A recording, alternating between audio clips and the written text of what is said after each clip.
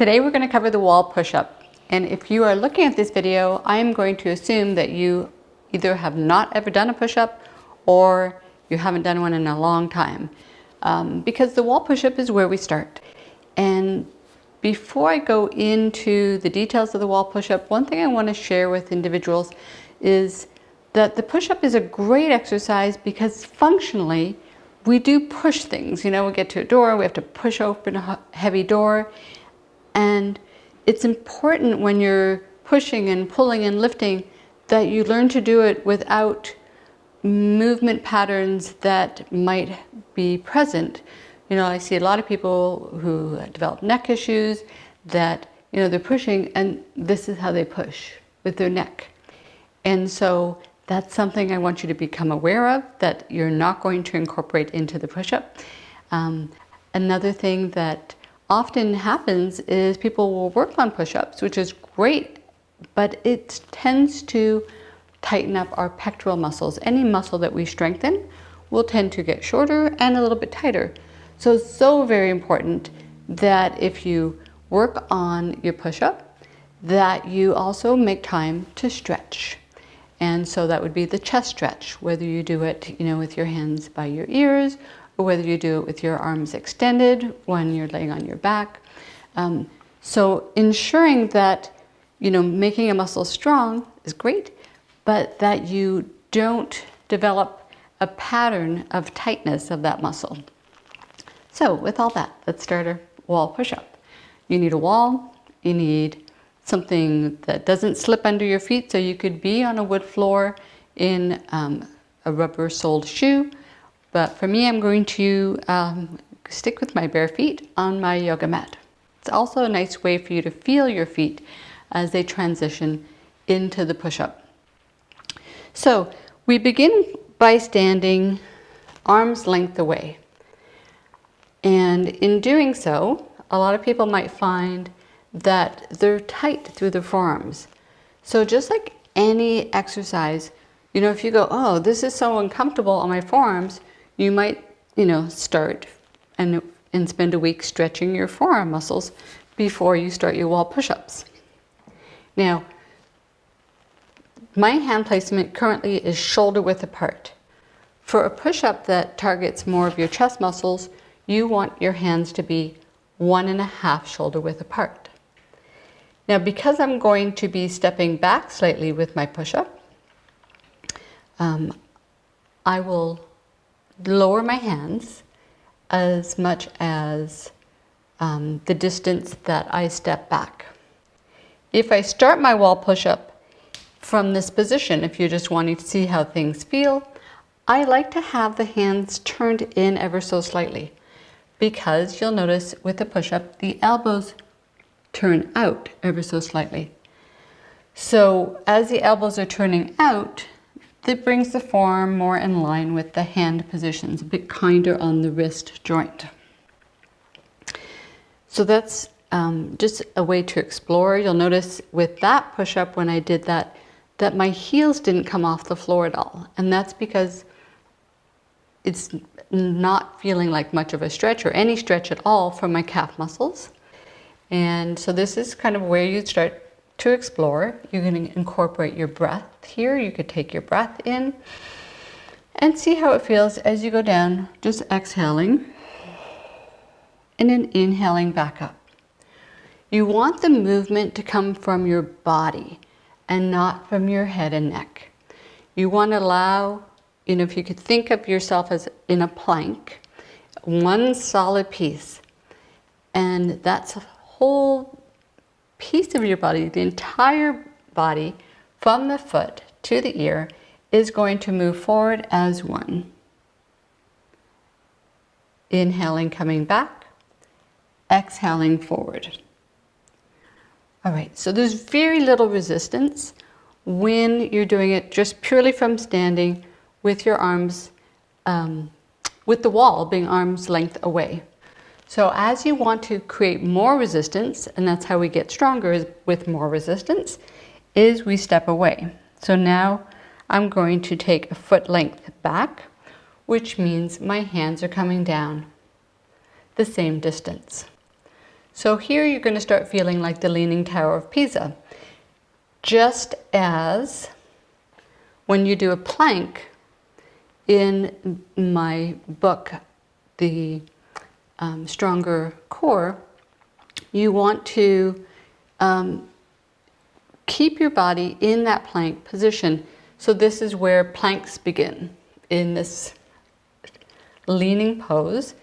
If you feel any tightness in your calves, you can use the initial position as a way to stretch your calves, but as you go forward, I want the emphasis to be on your alignment and not on what's happening in your calves. So allow yourself to rock forward or roll forward onto the balls of your feet.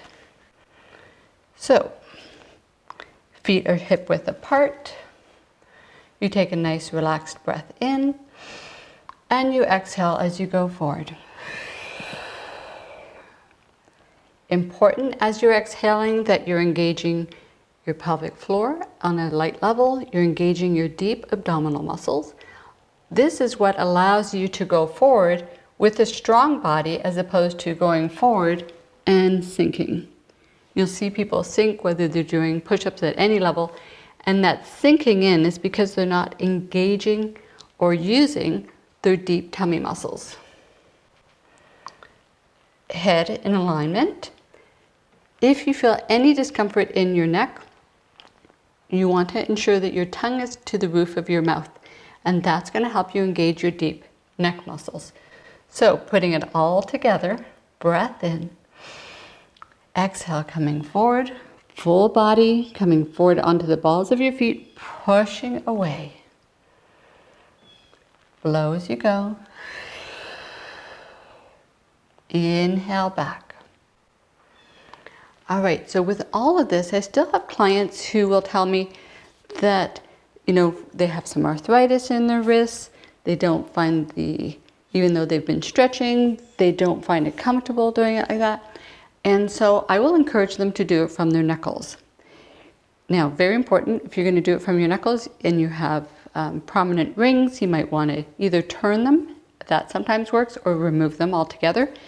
The other thing that becomes really helpful, just to soften the feeling on your knuckles, because not everybody's used to weight bearing through their knuckles, is to use a towel.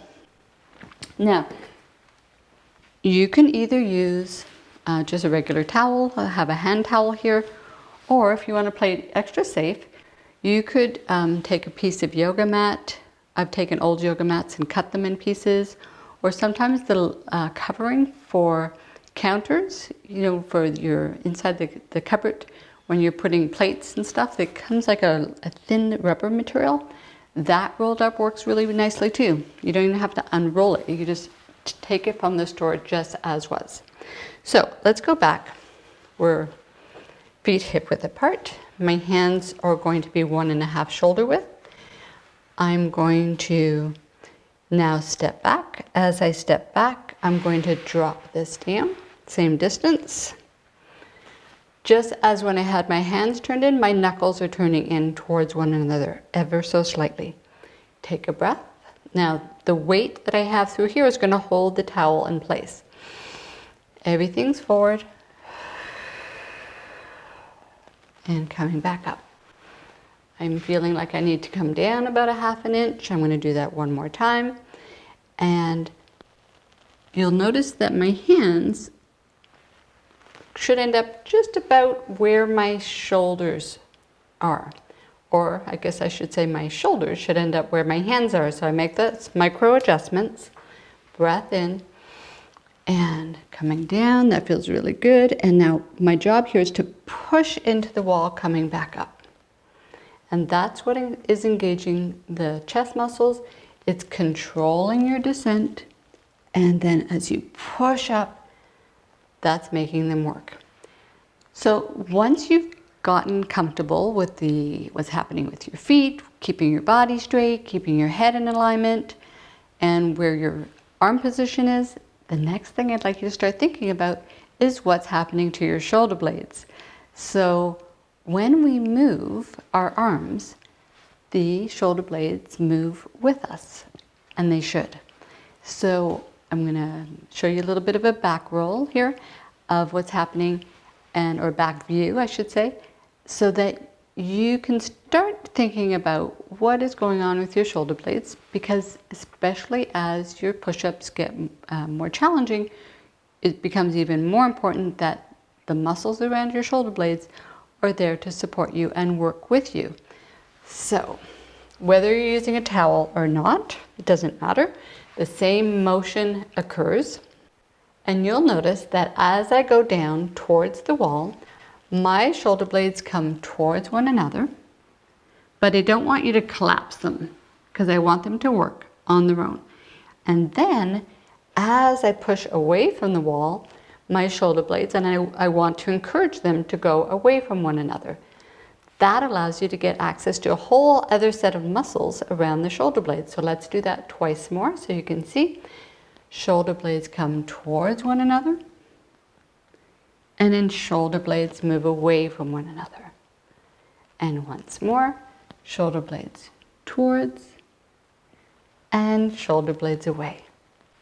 On the extra bonus of doing a wall push-up is for those of you who are concerned about your arms, I hear people call them bat wings that they want to get rid of. The nice thing is that when you're doing a push-up, that's a great way to start integrating the tricep muscles, because our triceps are also involved in the pushing motion. So you'll have a bonus of having stronger looking arms as well. So that's it for the wall push-up. Good luck with it.